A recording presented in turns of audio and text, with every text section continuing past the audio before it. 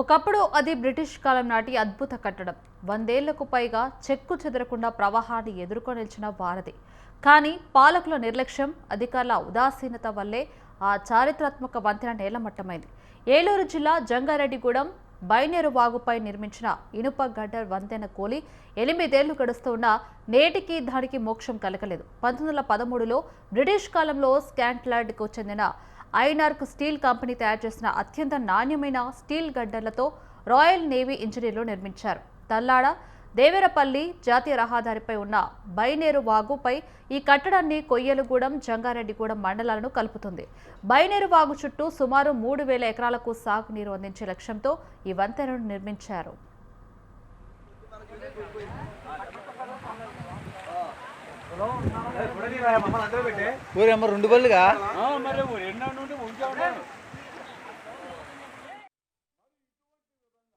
బైనేరు bridge 2018లో వచ్చిన వరదలకి gutter bridge collapse అయ్యింది. తర్వాత సిఆర్ఎఫ్ గ్రాంట్ కింద 23,40,00,000తో రోడ్డుతో పాటు ఎల్ఎస్ క్లోజ్గా బ్రిడ్జ్ 3,50,00,000తో బ్రిడ్జ్ ప్రతిపాదన కూడా చేసుకున్నారు. అయితే బ్రిడ్జికి సెపరేట్ టెండర్లో పిలవడం వల్ల దానికి కాంట్రాక్టులు ఎవరు ముందుకు రాలేదు. 2021 నుంచి 24 వరకు కూడా పలుమార్లు టెండర్లు పిలిచిన గత ప్రభుత్వంలో పేమెంట్లు కాకపోవడం వల్ల కాంట్రాక్టులు ఎవరు ముందుకు రాలేదు. తదుపరి బ్రిడ్జ్ ప్రతిపాదనలో మన చిత్రపూడి ఎమ్మెల్యే గారు సొంగ రోషన్ కుమార్ గారు 6 కోట్లతో నూతన బ్రిడ్జ్ ప్రతిపాదనలను ప్రభుత్వం కోరి ఉన్నారు. దీని అనుగుణంగా స్టేట్ వైడ్గా బ్రిడ్జెస్ పై గవర్నమెంట్ పాలసీ తీసుకుని ఉన్నది. ఇన్కంప్లీట్ బ్రిడ్జెస్, ఇంపార్టెంట్ బ్రిడ్జెస్ అన్నో డీటెయిల్స్ అడిగి ఉన్నారు. త్వరలోనే దీనిపై 6 కోట్లతో బ్రిడ్జ్ సంబంధించిన ఎస్టిమేషన్ డీటెయిల్స్ అయ్యి మేము గవర్నమెంట్కి ఉన్నతాధికారికి త్వరలోనే పంపిస్తాము.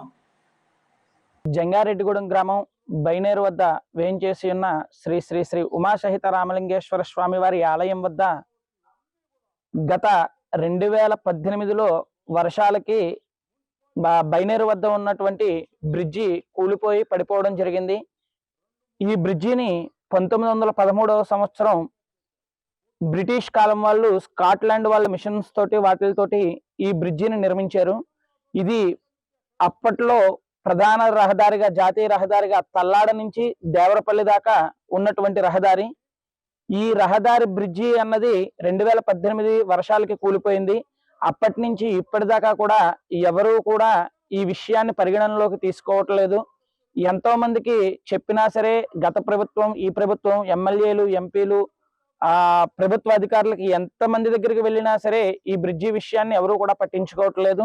ఈ బ్రిడ్జి పడిపోవడం వల్ల శ్రీ శ్రీ శ్రీ ఉమాసహిత రామలింగేశ్వర స్వామి వారికి భక్తులు తాకిడి కూడా ఏమీ లేకుండా పోయింది. అదేవిధంగా ఇక్కడే ప్రముఖ దేవాలయం అయినటువంటి గ్రామ దేవత అయినటువంటి చెల్ల సత్తమ్మవారి అమ్మవారి ఆలయం కూడా ఈ బ్రిడ్జి దాటిన తర్వాత ఉంది.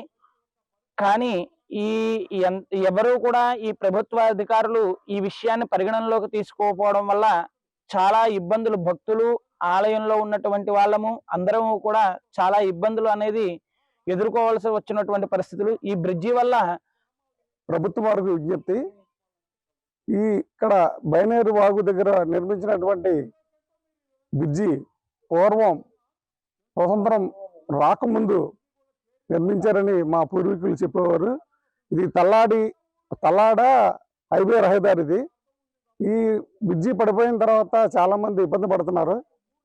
దయించి ప్రభుత్వం వారు ఈ బ్రిడ్జిని పునర్నిర్మాణం చేయవలసిందిగా కోరుతున్నాం. అలాగే ఈ బ్రిడ్జి నిర్మాణం వల్ల మన జంగారెడ్డిగూడెం వాసులకి, పాత బస్టాండ్ మీదుగా వచ్చినటువంటి ప్రజలకి, రైతులకి కూడా చాలా ఉపయోగకరంగా ఈ బ్రిడ్జి నిర్మాణం చేయవలసిందిగా కోరుతున్నాం.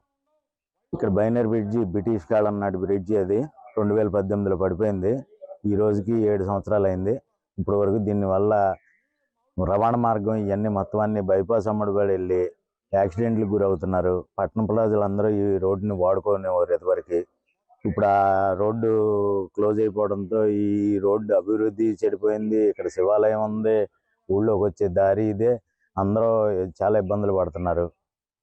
ప్రభుత్వం వెంటనే స్పందించి గతంలో గ్రాంట్ శాంక్షన్ అయిందన్నారు, గత గవర్నమెంట్లో గ్రాంట్ శాంక్షన్ అయిందన్నారు, మళ్ళీ ఆగిపోయిందన్నారు.